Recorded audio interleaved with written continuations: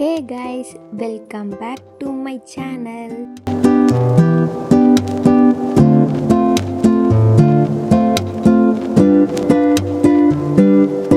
இன்னைக்கு என்ன வீடியோ பார்க்க போகிறோம் அப்படின்னா லெட்ஸ் மேக் ப்ரௌனி பண்ணலாமா? ஆக்சுவலாக நான் கேக் கிளாஸ் போயிருப்பேன். இன்னொரு சேனல் பார்த்துருந்தீங்கன்னா உங்களுக்கு டெஃபினெட்லி தெரிஞ்சிருக்கும்.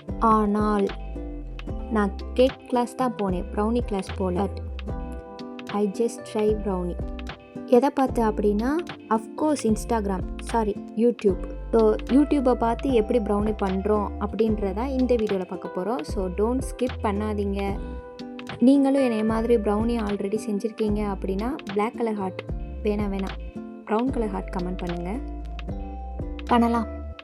இன்க்ரீடியண்ட் எல்லாமே நான் ஆல்ரெடி பேக்கிங் கிளாஸ் போகும்போதே கொஞ்சம் இன்க்ரீடியண்ட் எல்லாமே வாங்கி வச்சுருந்தேன்.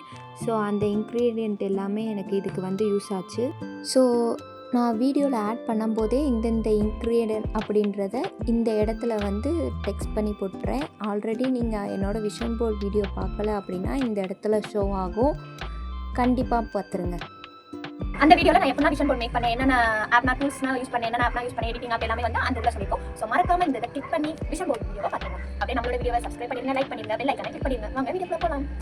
இதில் இருக்கிற காலக்கொடுமை என்ன அப்படின்னா ப்ரௌனியில் எதுவுமே சிங்கிளாகவே இருக்காது, எல்லாம் கமிட்டட் மாதிரி ஒன்றா தான் இருக்கும். மைதாவோட கொக்கோ பவுடர் சேர்த்துக்கோங்க. உங்களுக்கு மெஷர்மெண்ட் எல்லாமே நீங்கள் ஏதாவது இதில் பார்த்தீங்கன்னா கண்டிப்பாக தெரியும். ஸோ இது ஃபஸ்ட்டு ட்ரைம்னால நான் இந்த மெஷர்மெண்ட்டு தான் நான் கண்டிப்பாக ஷுவராக யூஸ் பண்ணுவேன் அப்படின்றத I am not mention that. So இது எப்படின்னா நீங்கள் மெஷர்மெண்ட் இருந்து ஒரு கிளிப்ஸ் பார்ப்பீங்களே அதை மாதிரி பார்த்துக்கோங்க. ஸோ கொக்கோ பவுடரையும் மைதாவையும் நல்லா மிக்ஸ் பண்ணி அதை சளிச்சு எடுத்துக்கோங்க ஜல்லடையை வச்சு.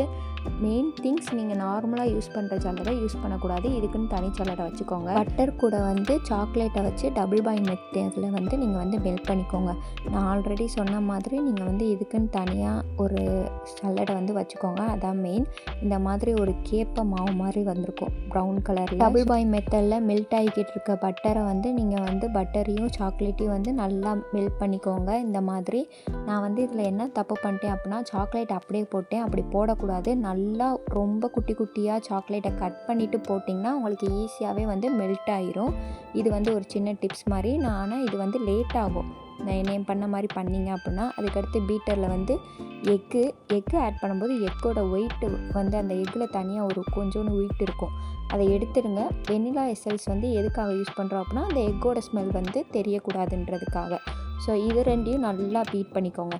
நல்லா பீட் பண்ணும்போதே நீங்கள் சுகர் பவுடர் பண்ண சுகர் தான் மெயின் திங். பவுடர் பண்ண சுகர் எப்படின்னா 3 இதாக டிவைட் பண்ணி போடணும்.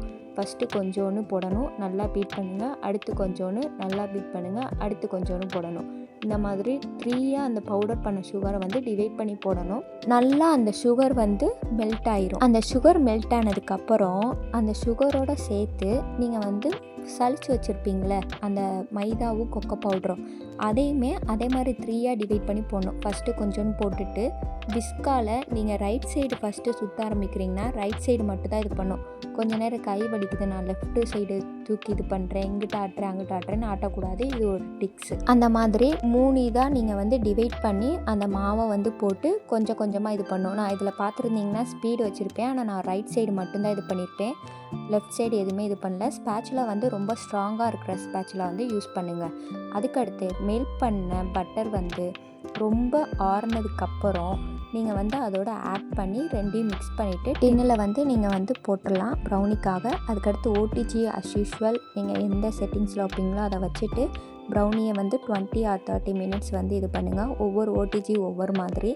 ஸோ எனக்கு ஃபஜ்ஜியான ப்ரௌனி கிடச்சிச்சு, மேலே மட்டும் கொஞ்சம் இதாக இருந்துச்சு. அதுக்கடுத்து நான் பார்க்கும்போது ஓடிஜியை நான் தப்பாக வச்சுருக்கேன்.